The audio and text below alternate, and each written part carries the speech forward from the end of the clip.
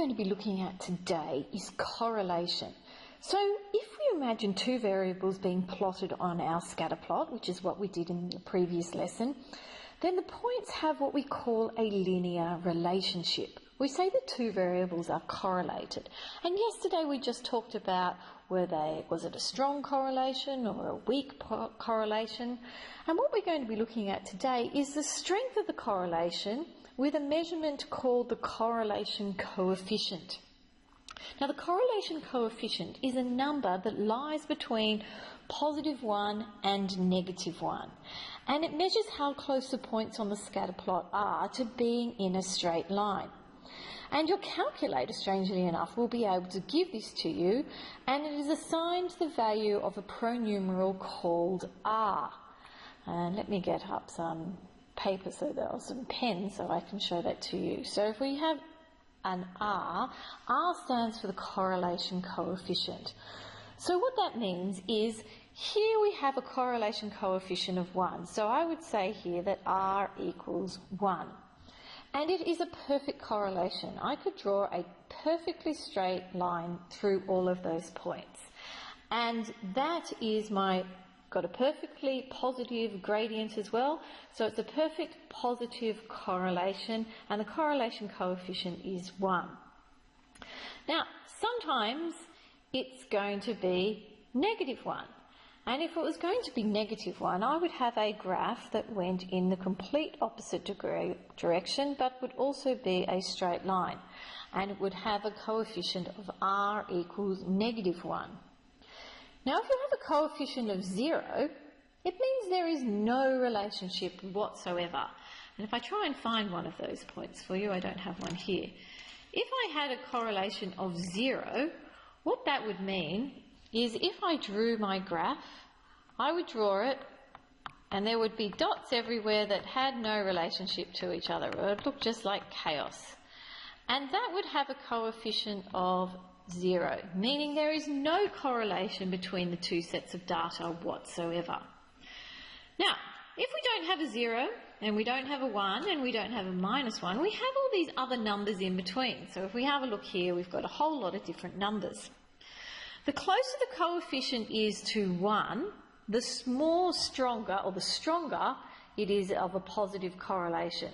So if I say it's between, say, 0.75 and 1, in the previous lesson, we found it quite difficult to say whether it was strong or moderate, but here, if it's between 1 and 0.75, we say it's a strong positive correlation, meaning I could almost draw a perfect straight line between it. If the correlation coefficient is between 0.5 and 0.75, we say it has a moderate positive correlation, meaning I could draw a straight line through here, but the dots are further spread away from my straight line. If it's between 0.25 and 0.5, look, I can still draw a straight line through here, but the dots once again are even further spread apart, so we say it has a weak positive correlation. And here this one's saying really that between 1/4, -1/4 and 1/4, there really is no correlation. So that's like almost having 0 as well. There's like not really any correlation. In this one, it kind of looks like there might be some really weak correlation, but it's really hard to tell. So if we keep looking down, you can see I have weak negative correlations between 0.5 and 0.25, -0.25 and -0.5.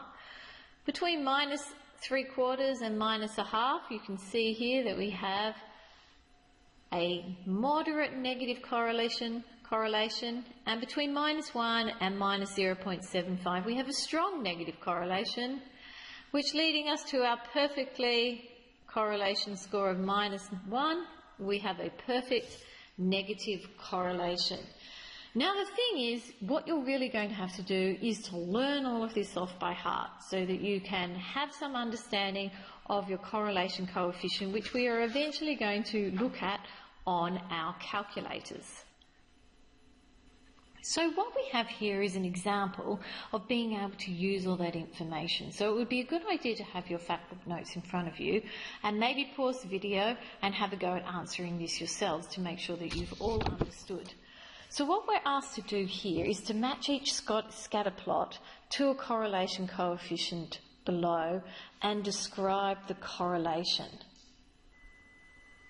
So what we can see here, oh, I've gone way too fast, is we need to match up and describe it. So the first things I would do if I had a question like this is I would actually just do the simplest ones first. So let's have a look at this one.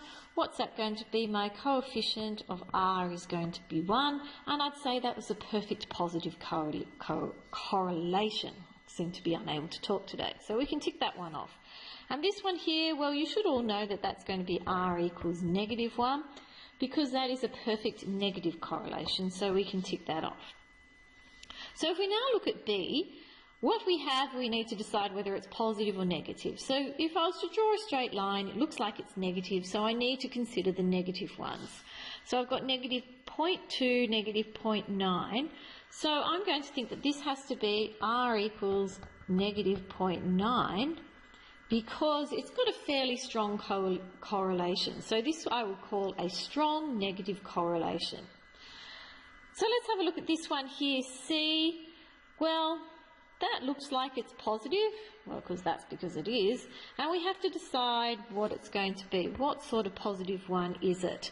So part G looks like the best positive one, so that would be 0.8. So let's put that one in as I'm looking at it. So I'd call that a strong positive correlation. And this one looks next to it. Part C looks a little bit further spread. So let's call that R equals 0.7. So we'll call that a moderate positive correlation. And let's have a look at D. Well, D is a negative one, but this says -5. I really think this is supposed to be -0.5. And so I'm going to call that D. R equals -0.5. So it's fairly spread away from a straight line. So I'd call that a moderate negative.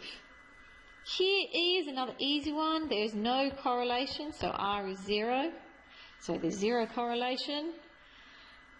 Let's have a look here. Well, this looks like there is some kind of correlation, but it seems fairly weak to me, so let's call that 0.3. My coefficient R equals 0.3, and I'd call that a weak positive correlation.